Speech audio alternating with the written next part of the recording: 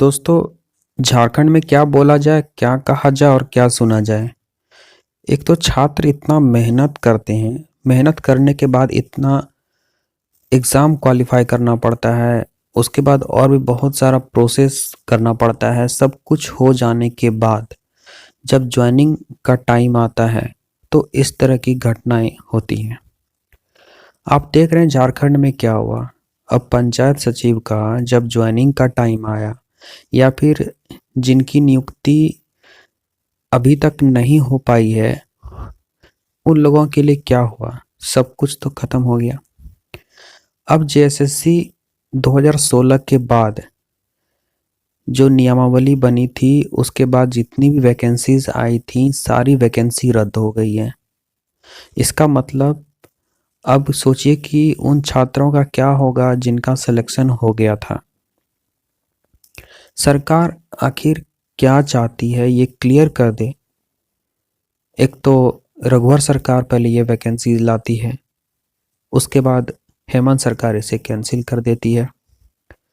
देखिए, नियोजन नीति का जहाँ तक सवाल है, नियोजन नीति तो पहले तो आरक्षण देकर कि आप कुछ जिले को पूर्ण आरक्षित कर दिए, कुछ जिले को जो है अनारक्षित रखें। तो सबसे पहले तो ये नियोजन नीति का मामला है। तो जो भी है, वैकेंसी निकलने के पहले ये सब होना चाहिए था। उस समय अगर किसी भी तरीके का इसमें सुधार हो जाता तो आज छात्रों के साथ इतनी बड़ी जो बात हो रही है वो नहीं होती। सोचिए कि उन छात्रों पे भी क्या गुजर रहा होगा जिनका सिलेक्शन हो गया था लेकिन नियुक्ति नहीं हो पाया था। जिनका नहीं हुआ उनके साथ कोई दिक्कत, वो तो कहीं ना कहीं खुश हो रहे होंगे कि चलो हमें एक मौका फिर से मिलेगा। लेकिन यहाँ पे उन छात्रों के बारे में जरा सोचिए कि जिनकी नियुक्ति होने ही वाली थी। तो कुछ भी कहना झारखंड में मुश्किल है कि आप अगर एग्ज़ाम देते हैं, क्वालिफाई कर भी जाते हैं, तो कहीं ऐसा हो जाए कि नौकरी हो जाने के बाद भी आपका नौकरी खत्म हो जाए। तो यहाँ पे छात्र अब क्या कर सकता है। अब यही है, छात्र सरकार के सामने फिर बात रख सकती है या फिर कुछ भी नया हो सकता है। देखिए, अभी फ़िलहाल बात यही हुआ है कि 2016 के बाद जिनकी नियुक्ति अभी तक हो चुकी है उनको कोई प्रॉब्लम नहीं है, लेकिन जिनकी नियुक्ति नहीं हुई थी उनकी नियुक्ति अब नहीं होगी, ये प्रॉब्लम हो गया है। प्लस जितनी नियुक्तियां मतलब जितनी वैकेंसीज आई थी वो सारी वैकेंसी अब रद्द हो चुकी है। जो नई नियोजन नीति के अकॉर्डिंग थी वो सारी वैकेंसीज अब रद्द हो चुकी है। अब देखिए इस पे आगे क्या होता है, क्योंकि अभी तो जस्ट ये हाई कोर्ट का फैसला आया है।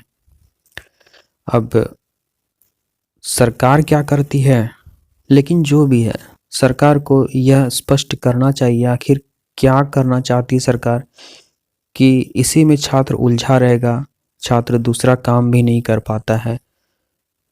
अगर सरकारी नौकरी में अगर इसी तरह का होगा तो लोग प्राइवेट नौकरी करेगा, तो ये कहीं ना कहीं ठीक नहीं है।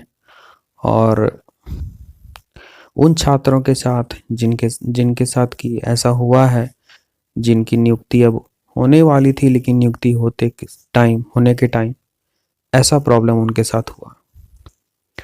खैर देखिए, आई थिंक सरकार कुछ इस पर कदम उठाए और उन छात्रों के साथ न्याय करे, अब यही कहा जा सकता है। क्या बोला जाए इसमें। और चलिए दोस्तों, आप लोग टेंशन मत लीजिए, है ना। और भी बहुत ऑप्शंस हैं अभी, है ना, उसके लिए लगिए। ऐसा नहीं कि झारखंड में, अगर आप झारखंड से बाहर जाते हैं तो वहाँ भी थोड़ा सेंट्रल लेवल पे भी आप लोग ट्राई कीजिए। ऐसा नहीं कि मैं आपको मतलब अब सांत्वना दे रहा हूँ, लेकिन जो रियलिटी है वो आपको भी फेस अप करना पड़ेगा। यही चीज़ है, अब इसमें क्या बोला क्या जा सकता है। दोस्तों, इस पे आगे जो भी अपडेट होगा हम आपको बताएंगे। चैनल पर पहली बार आए तो सब्सक्राइब करके बेल आइकन जरूर दबा लीजिएगा। धन्यवाद।